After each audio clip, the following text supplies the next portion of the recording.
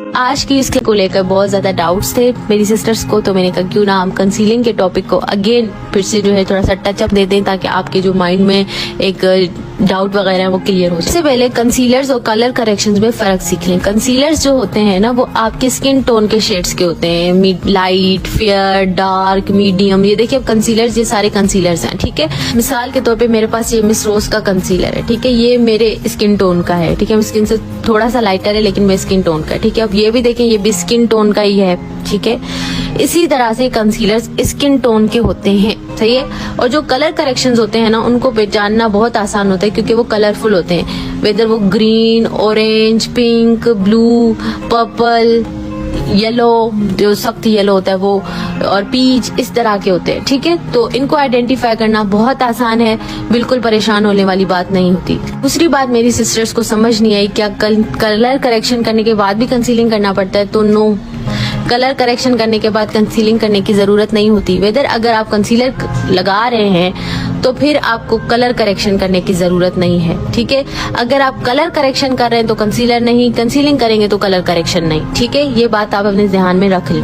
तो अब यहाँ पे मैं आपको फॉर एग्जाम्पल जो है ये कलर शेड्स भी दिखा रही हूँ ताकि आपको समझ आए कि कंसीलर और कलर करेक्शन में क्या फर्क है। को पता होता है कि कलर करेक्शन कंसीलर्स अलग हैं, लेकिन ये पता नहीं क्यों डाउट सबको हुआ कि कंसीलिंग करना है कलर करेक्शन के बाद भी। अच्छा, ये एग्जाम्पल के तौर पे आपके सामने मैं एक वीडियो जो है वो चला रही हूँ। ये देखें, इन्होंने सबसे पहले कंसीलिंग का शेड उठाया, ठीक है, ये डार्क शेड था इनकी स्किन से, उसके बाद इन्होंने डायरेक्ट फाउंडेशन अप्लाई कर लिया एंड दैट्स इट। कंसीलिंग का शेड किस तरह से अपना बनाएं, आइडेंटिफाई करेंगे हमारी स्किन टोन का ये कंसीलिंग होगा। अच्छा, ये देखें, ये एलए गर्ल के अंदर जो है ना इतने शेड्स हैं, ये सारे कंसीलिंग के हैं, ठीक है। और जो कलर करेक्शन वाले होते हैं वो अलग होते हैं और कंसीलर्स अलग होते हैं, वो स्किन टोन के होते हैं, वेदर वो फेयर हो या फिर वो डार्क टोन में हो। जो कलर करेक्टर्स होते हैं वो इस कलर्स के होते हैं, ठीक है, ये सामने आपके कलर है। तो आप कभी भी मत भूलिएगा, कलर करेक्टर को आइडेंटिफाई करना बहुत आसान है। बाकी कंसीलर्स जो होते हैं वो आपके अपने ही फाउंडेशन जैसे होते हैं। तो मैं अब आपको समझाती हूँ किस तरह से कंसीलिंग करनी है, ठीक है। यहाँ पर मेरे पास फाउंडेशन है। अब बहुत सारे लोग कंसीलिंग के लिए ना फाउंडेशन यूज करते हैं, बेसेस यूज करते हैं, ठीक है। तो वो कंसीलर वगैरह वाला गेम करते ही नहीं है, वो अपने फाउंडेशन को ही एज अ कंसीलर यूज कर लेते हैं। अब मिसाल के तौर पे मेरा जो शेड है वो क्रायोन टी स्टिक में F1 है, ठीक है, F1 मेरा शेड है। जिसको क्रायोन की समझ है उसको पता होगा, ठीक है। अब मैं शेड भी आपको दिखा देती हूँ कि ये कैसा शेड है। ये येलो टाइप का थोड़ा फेयर शेड आता है, ठीक है, अगर आपको क्रायोन का पता होगा। तो मेरा जो कंसीलिंग शेड होगा ना वो FS45 होगा, ठीक है, FS45 होगा। मिसाल के तौर पर अगर मैं कहूँ मेरा शेड जो है वो 45 है तो मेरा जो कंसीलिंग शेड होगा वो 38 होगा।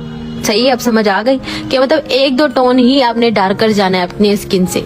अब सपोज करें आपका डार्क सर्कल है वो ब्लैक कलर का, उसके अंदर आप फेयर कलर का कंसीलर लगाओगे तो वो क्या होगा, ग्रे होगा ना। तो जाहिर सी बात है अपने डार्क सर्कल्स के करीब करीब का कलर लगाओगे ना, यानी थोड़ा सा डार्कर कंसीलर लगाओगे ना कि वो छुप जाए। तो मेरा जैसे F1 है तो मेरा जो कंसीलिंग शेड होगा वो क्या होगा, 45 होगा। अगर मेरा 45 शेड है तो मेरा कंसीलिंग शेड क्या होगा, 38 होगा। यहाँ पे मैं 36 लिख लिया था, सॉरी फॉर दैट। अगर मेरा 38 शेड होगा तो मेरा कंसीलिंग शेड कौन सा होगा, 36 होगा, ठीक है। तो इस बात को आपने ध्यान में रखना है कि एक दो टोन आपने डार्कर जाना है कंसीलिंग के लिए, ठीक है। सपोज करें किसी का FS36 शेड है तो उसका कंसीलिंग शेड क्या होगा, उसका होगा जी चाइनीज ओरिएंटल, ठीक है, इस तरह से होता है। तो इस बात का आप ध्यान रखें कि कंसीलिंग करेंगे तो कलर करेक्शन करने की जरूरत नहीं है। बहुत सारे लोग करते हैं, वो उनका अपना स्टाइल है, मेरा अपना स्टाइल है। ऐसी बात है, आप मेरा सीख रहे हैं तो मैं अपना नॉलेज दूंगी ना जैसे मैंने किया है। तो ये आप नोट कर लीजिएगा, ये इस तरह से होगा, सही है। की बात ये कि बहुत सारे लोग क्या करते हैं, पहले मेकअप करते हैं, ठीक है, प्राइमर वगैरह लगाते हैं, फिर कंसीलर लगाते हैं, ठीक, फिर फाउंडेशन लगा लेते हैं। कुछ लोग ऐसा करते हैं, पहले प्राइमर फाउंडेशन लगा के फिर एक डार्क कंसीलर लगाते हैं, फिर एक लाइट कंसीलर लगा के पाउडर लगाते हैं। तो हर किसी का स्टाइल होता है, ठीक है, मेकअप करने का। जो सेफेस्ट गेम है ना वो यही है कि कलर करेक्टर का एक शेड बाय कर लो।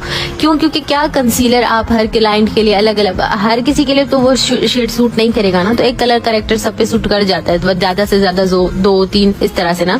तो आप वो बाय कर लो एंड दैट्स इट, अपना फाउंडेशन लगा लो। ये पक्का काम भी होता है। अगर स्किन के बहुत प्रॉब्लम्स हैं, फ्रेकल्स हैं, बहुत मसले हैं, तो वो जो है कंसीलिंग से ज्यादा हाइड नहीं होंगे, उसके लिए आपको कलर करेक्शन ही करनी पड़ती है। इसलिए कंसीलिंग आप कर सकते हैं, कलर करेक्टर भी आप लगा सकते हैं। अब मैं फिर बता रही हूँ, मेरा शेड जो है 120 है, ठीक है, मैबेलिन में ये थोड़ा फेयर शेड होता है, तो मैं इससे डार्कर शेड में जाऊंगी अपने फेस को कंसील करने के लिए फाउंडेशन के साथ। कंसीलर अलग भी आते हैं, लेकिन बहुत सारे लोग कंसीलर के साथ ही जो है वो अपने फेस को कंसील कर देते हैं। कंसील का मतलब होता है छुपाना किसी चीज को, जो हमारे प्रॉब्लम्स होते हैं, फ्लॉज होते हैं, उनको छुपाना। सही है। कंसीलर को लगाने के ना दो तरीके होते हैं, एक होता है बेस से पहले, एक होता है बेस के बाद लगाने का, वो अलग है, वो हम बेस के चैप्टर में डिस्कस करेंगे, ठीक है। सारी गर्ल्स कह रही थी कि छाइयां किस कलर करेक्टर से छुपाएं, तो ग्रीन कलर के साथ, अगर रेडिश है, अगर ब्राउनिश है तो ऑरेंज के साथ, ठीक है। I hope is that clear now. अच्छा, मुझे अब बताइए कि